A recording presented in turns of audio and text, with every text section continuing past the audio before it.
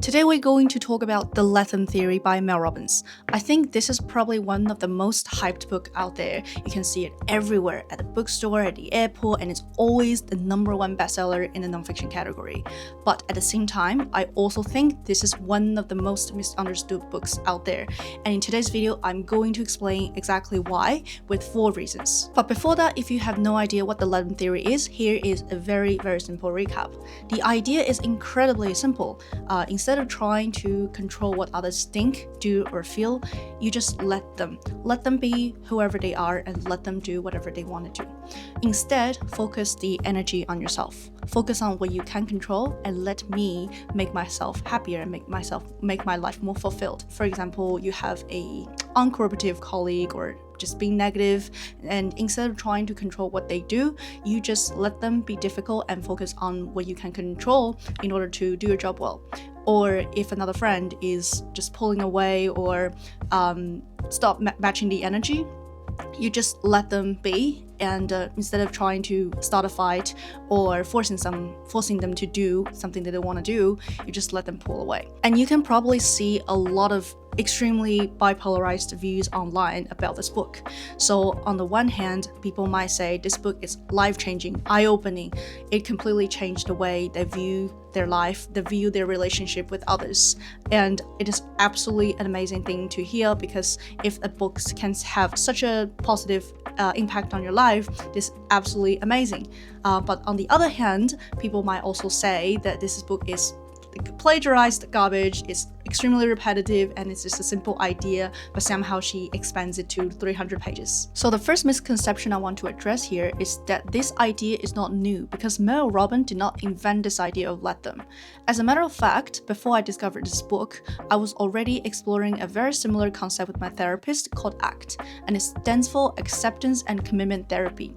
So as you can see here, the two ideas are actually really similar, because acceptance stands for let them, and commitment stands for let me. To be honest, I do think this idea is actually really life-changing for me, because it made me realize a lot of the negative emotions in our lives actually arise from the discrepancy between what you expect and the reality. The bigger the gap is, the unhappier you are. And this whole concept of radical acceptance is actually a very well-established area in the realm of psychology and counseling, and is widely adopted in modern counseling as well. So as you can see here, what Mel Robbins is doing, so instead of inventing this idea, she is actually just translating this very difficult psychological concept into something that is extremely digestible and easy for the public to understand. Which brings me to the second misconception. Just because this idea is so well marketed, it is sometimes marketed as the key to solving all of your life problems, it is setting a ridiculously unrealistic expectations on them.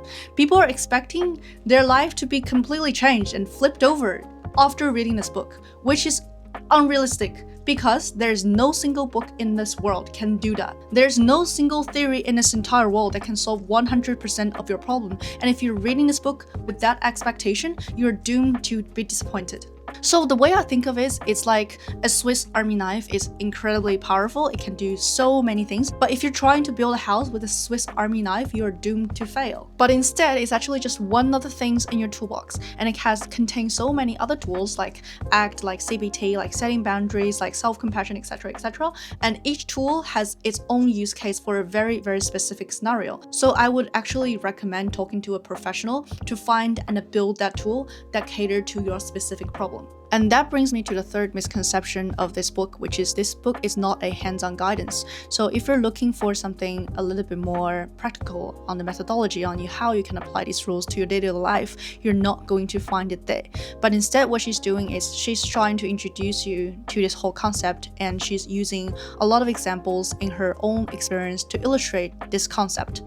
But it is not showing you how to do it. So if you want to actually learn the whole concept of radical acceptance, another book I would recommend is something like The Happiness Trap, that illustrates more on the acceptance and commitment therapy.